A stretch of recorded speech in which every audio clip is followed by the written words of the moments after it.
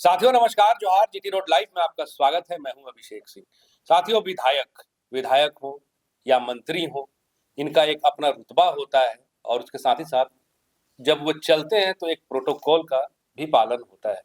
Protocol में आप देखिएगा कि किस तरह से उनके आगे पीछे संबंधित थाने या फिर उनकी सुरक्षा में लगे पुलिस पदाधिकारी होते हैं और उसके साथ ही साथ अगर कभी रास्ते में विधायक जी को एक पान की भी तलब हो जाए तो बस एक शीशा उतारना होता है, 10 लोग पान लेकर के खड़े होते हैं।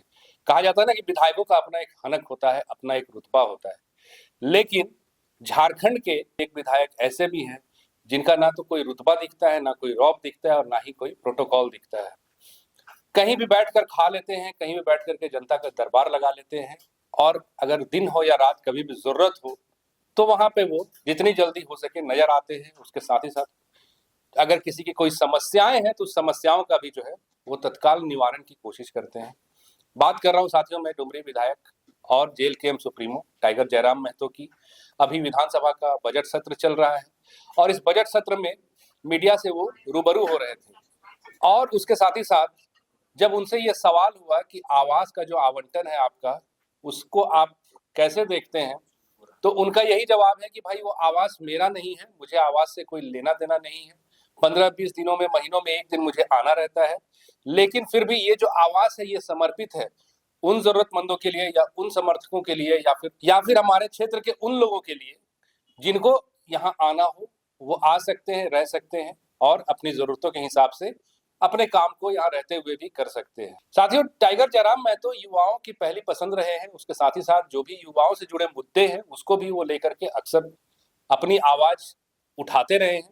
अभी उस सत्र के दरमियान भी जब उनसे सवाल हुआ तो उन्होंने ये बात भी जरूर कहा कि हो ना हो जेपीएससी का जो अभी मुद्दा चल रहा है आयु सीमा में संशोधन को लेकर के, वो सवाल जो है वो विधानसभा में जरूर उठाएंगे। साथियों, विधानसभा में जब वो पत्रकारों से रूबरू हो रहे थे उस दरमियान सरकार को लेकर के भी उन्होंने अपनी बातों को रखा।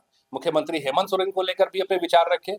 आपसे आग्रह है कि आप एक बार जरूर सुनिए कि टाइगर जयराम महतो ने कहा क्या है। तो आप अभी गए थे हमारे आप ही के बीच से एक भाई गए थे पत्रकार ने जो वक्तव्य दिया था। हाँ नहीं ठीक है, नहीं हम नहीं फिर उसको हमने तुरंत, लेकिन जो विधायकों को सामान मिलता है वो भी ले रहे हैं। नहीं उसको तो हमने चिट्ठी लिखकर दे दिया है और सामान हमने वितरण कर दिया था।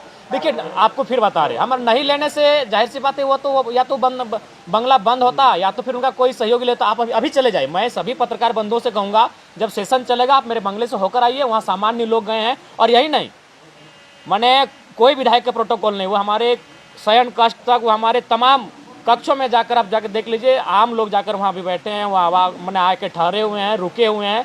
तो कम से कम एक बंगला ऐसा हुआ जो आम जनता जिनके और विधायक के रांची आवास में कई दूरी होती थी उसको मैंने पार्टनर काम किया है, उसमें लोग रहेंगे। हम तो 15 दिन में एक बार आएंगे, बस मेरे नाम से है विधिवत, वो खाली एक प्रोटोकॉल मेरे नाम से, बाकी वहाँ आम जनता रह रही है। आज से आप जाके अभी से आप जाके देख सकते हैं, आप चेक कर सकते हैं। नहीं डुमरी नहीं, झारखंड, डुमरी नहीं।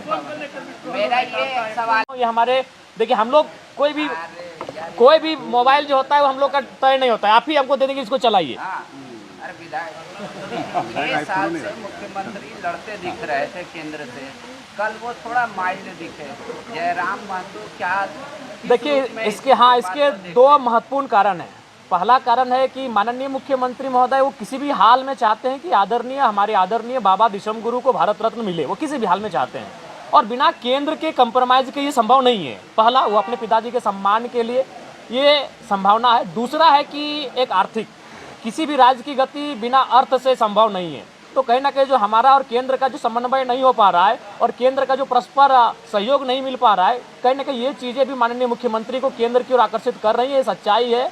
और अंदर खाने तो चर्चाएं आप ही लोग लेकर आते हैं, लेकिन अभी तक उसमें सत्यता और प्रमाणित नहीं हो पाई है, लेकिन झुकाव दिखा है, ये सच्चाई है।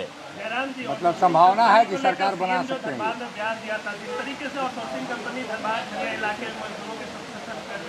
क्या लगता है सरकार में होते हुए मुख्यमंत्री कब्जा करने के बाद? नहीं, बिल्कुल सरकार में रहते मुख्यमंत्री, ये बयान एक विधायक का हो सकता है, अभी विपक्षी पार्टी के विधायक का, कि आप जाके कब्जा कर लीजिए, आप उनसे ये करिए। लेकिन एक मुख्यमंत्री जो इस राज्य के मुखिया हैं, इनको ये बयान ना देकर बल्कि उनको दबाव देना चाहिए था कि भाई आपको हर हाल में 75% रखना होगा, नहीं तो फिर उनको रिस्ट्रिकेट कर दीजिए।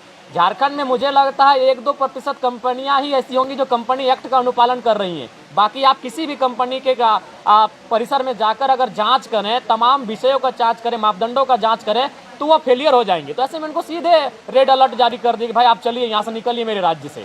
बहुत सारी उनको शिकायतें हैं, लेकिन मुख्यमंत्री केवल भाषणों में ऐसा कह रहे हैं। मैंने उनको कहा कि हम लोग आपके साथ खड़े हैं, हम लोग आपके साथ खड़े हैं निजी कंपनियों के मामले में। चूंकि झारखंड अलग राज्य की लड़ाई में एक कंपनियों के द्वारा जो उत्पीड़न था वो भी एक महत्वपूर्ण कारण था, और उसी की उपज थे कॉमरेड ए.के. राय, जो मजदूर नेता थे, जो एक मैंने कह सकते हैं एक इंजीनियर थे। तो बिल्कुल एक कंपनियों का भी बहुत बड़ा योगदान रहा है, उनका उत्पीड़न, उनका शोषण, उनके द्वारा मजदूरों का शोषण भी एक बहुत बड़ा योगदान रहा है झारखंड अलग राज्य की क्रांति में।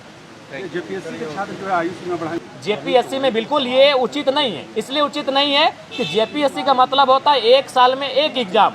आज हम 2026 में हैं, उसके हिसाब से कम झारखंड में 26 जेपीएससी के एग्जाम होना चाहिए, लेकिन ये 9वां है। हालांकि इसे गिनती में 14वां बताया जा रहा है, क्योंकि 7वां से 10वां और 11वां से 13वां एक साथ लिया गया था। लेकिन अगर कैलेंडर ईयर की बात करें तो ये मात्र 9वां एग्जाम है। तो इसलिए मेरे हिसाब से अगर इससे पहले का जो जेपीएससी एग्जाम था उसका जो अधिकतम एज का जो कट ऑफ था वह 2017 था, तो चूंकि आप उसके बाद ये एग्जाम ले रहे हैं तो 2018 होना चाहिए। और मैं सरकार से भी सदन के माध्यम से ये मांग करूंगा कि जेपीएससी की जो 2026 की परीक्षा ली जाएगी विज्ञापन संख्या 1/2026 के माध्यम से, उसमें अधिकतम आयु का जो कट ऑफ हो वह 1 अगस्त 2018 हो। तो साथियों, आपने सुना टाइगर जयराम महतो ने कहा क्या है।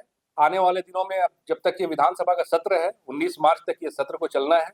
इस दरमियान देखिए आगे तमाम विधायक, उसके साथ ही साथ नेतागण और टाइगर जयराम महतो भी अपनी बातों को किस तरह से रखते हैं, और उसके साथ ही साथ जो संबंधित समस्याएं हैं अपने क्षेत्र की उसको लेकर भी वो कितने अग्रसर दिखते हैं, ये आने वाला वक्त बताएगा। आज के लिए साथियों बस इतना ही। जाते जाते आपसे वही आग्रह, अगर आपने हमारे चैनल को सब्सक्राइब नहीं किया तो जरूर कर लीजिए, हमारे वीडियो को लाइक शेयर और कमेंट जरूर कीजिए। आज्ञा दीजिए, नमस्कार, जय हिंद, जय भारत।